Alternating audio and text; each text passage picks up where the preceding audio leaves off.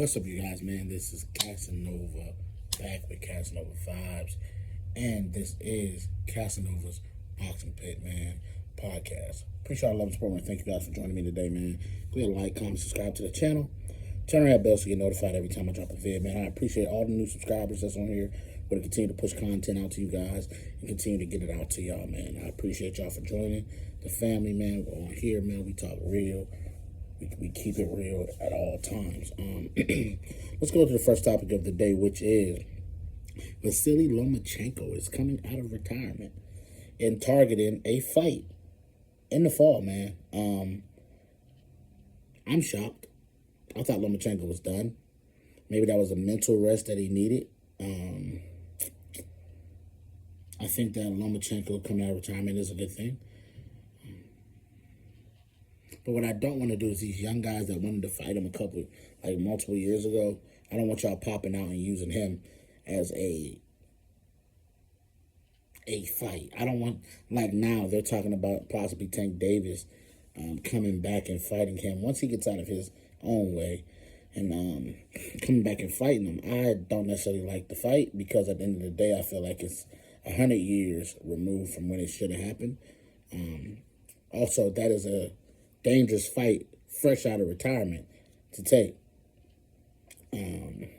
But Tank Davis has also been inactive the last couple of years, so I mean, it's a possibility that it could work out on both sides. But to be honest with you, if I'm Vasily Lomachenko, man, I need a tune-up before I just go in there and fight Tank Davis. If I'm him, I'm not just going in there just to do that. Lomachenko is a great fighter. He's respected on so many lists that I see all the time, and I think it's based off of his amateur career and how crazy it was, his record in amateurs. Yeah, but I think Lomachenko is a great fighter, but I don't like the prospect of him fighting these young guys that's at the weight class now. Not fresh out, not your first fight back. Like, to me, take a warm-up and see where you at, get your timing back and everything like that, and then jump out into the 135 field because you have a lot of young, hungry talent out there who's ready to do what they got to do. But like I said, I don't like the Tank situation at all. But anyway, let's move on to the next topic of the day, which is Keyshawn Davis versus Albright. This fight is a very interesting fight, and I want to break it down from a outside perspective, right? I want to break it down like this. I think that the thing that Keyshawn got in his favor is that he's so super talented. He has excellent timing, excellent jab, great movement, everything that you want in a great fighter. The only thing that worries me with Keyshawn Davis is discipline. And we'll talk more in depth about discipline in a later topic in the show. But discipline to me is where I will question Keyshawn a little bit because he knew he had this fight. Leading up to the fight, you're doing live streams, you're doing this, you're doing that, you're doing everything else. And then when it comes time to make weight, you're off. It wasn't much, but that's not the point. The point is you have a history of being off on your weight. The good part is you didn't have to cut as much. He was exactly on the number when he came back to the scale. And so what that lets me know is that you didn't go the extra distance, the extra discipline to make weight. That's discipline. And that's my thing. I don't like Keyshawn's discipline. A lot of times. It gets him in trouble. It gets him into stuff that has nothing to do with the sport of boxing. You know what I'm saying? But Keyshawn is an amazing talent. Don't get that misconstrued. This kid is on a high trajectory, man. And where he's going he's going to go pretty far. You understand what I'm saying? I like Keyshawn. Like I said, I think Keyshawn got some stuff to work on. Discipline-wise, camp training-wise, all that. But I think he's going against a tough opponent. I think this opponent is a thorn in the Davis's side because they fought before. Him and Keyshawn fought before. Fight didn't count. and everything like that. So now they get him again.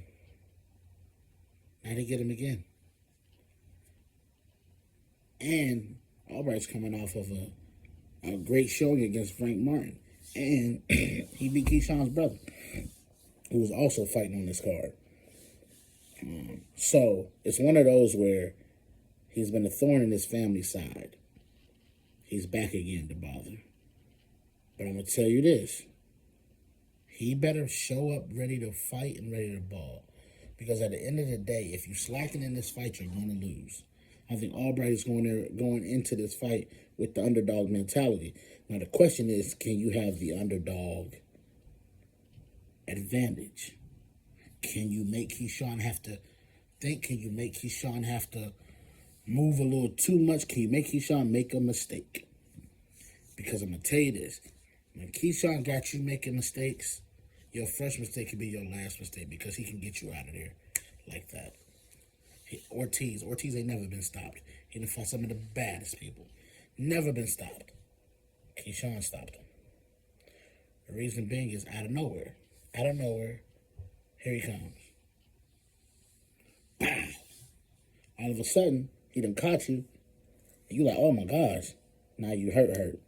And so in this fight, if Albright can keep his distance, work the jab to get in there, but also start landing some of your stuff, you have to fight a little bit fire with Keyshawn to get his respect, because if you don't, Keyshawn just going to walk you down the whole fight. And that's what I've been noticing about him.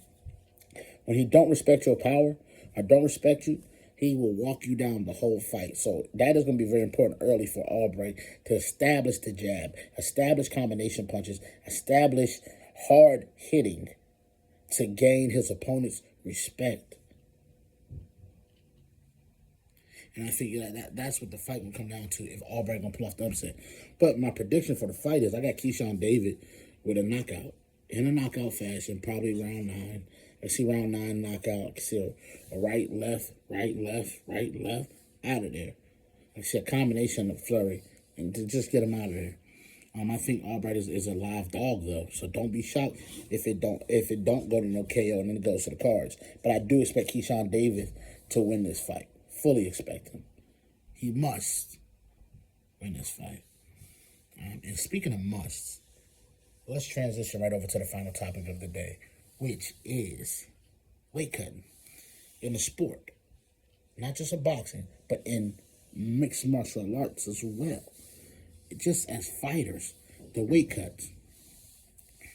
The weight cuts come down to discipline, knowing your body and listening to your body and listening to your nutrition people, your trainers, everybody around you. Listen to what they're telling you.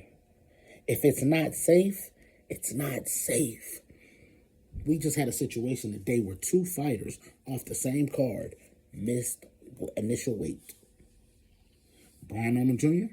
and Keyshawn David both missed weight. Now, it's not by much, it's not by a bunch, but still, the discipline that comes with getting those extra pounds down, they did not have. But let me tell you this, leading up into the fight, they have to be disciplined so that you know where you at on fight week and understand what your game plan is and what you're going to do. Because at the end of the day, man, what you don't need is fighters being extra drained. That's my whole thing. Being extra drained. And you can see it on their face when it is. I watched Hamzat Chimaev, UFC. I watched him literally look dead walking to the scale. He looked dead. He looked like a zombie. He made weight, but he killed himself to make it because the weight class he's fighting in is not his weight class. You have to listen to your body and understand the development of your body. If you are starting to get bigger and you are starting to widen up, your best spot is to move up. Listen to your body. I watched Virgil Ortiz go through the same thing, struggling to make 147 because he wasn't a 147 dude. He's barely a 54 dude, but it's better than 47. And so I think that weight cutting is very dangerous. Very dangerous. Just be careful with how you're doing it. And listen to your team. Your team will guide you and get you to where you need to be so that you can be successful. Just want y'all to understand that, man, because I'm watching weight cuts and they're getting harder and harder and more difficult for these certain big name guys to make them. So I'm just going to tell y'all this. Always keep people around you that are not yes men. Keep people around you that's going to hold you accountable. That's going to put the pressure on you. Because being disciplined means making weight. I don't care what nobody tells you. Thank you for joining us today on Cassanova's Boxing Pit, man. Appreciate y'all. Like, comment, subscribe to the channel. Turn that bell so you get notified every time I drop a vid. Until next time. Peace.